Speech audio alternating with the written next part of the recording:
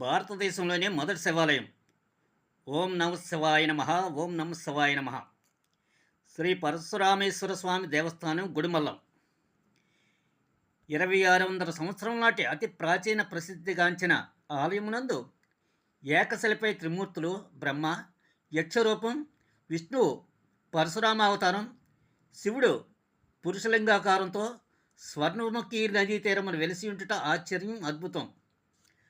గర్భాలయ నిర్మాణం శివలింగాకృతిలోనూ, గోపురం గజపుష్టాకారంలో ఉండుట విశేషం. మూల విరాట్ భూమి ఉపరితలం నుండి 6 అడుగుల పల్లంలో ఉండుట చేతను గుడి పల్లంగా, కాలక్రమేణా గుడిమల్లంగా మారింది.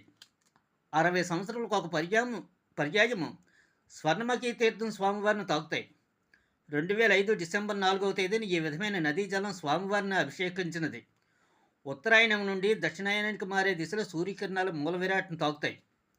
ఈ ప్రాంగణంలోనే ఆనందవల్లి పార్వతీదేవి, శ్రీవల్లి దేవసేన సమేత శ్రీ సుబ్రహ్మణ్య స్వామి మరియు సూర్యభగవానుడి ఆలయాలు ఇచ్చట శోభాయమానంగా వెలసి ఉన్నవి.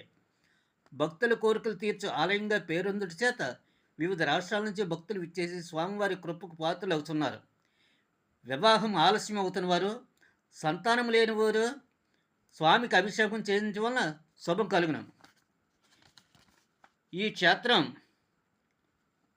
తిరుపతి జిల్లా ఏర్పేడు మండలం వయా పాపానాయుడిపేట దగ్గర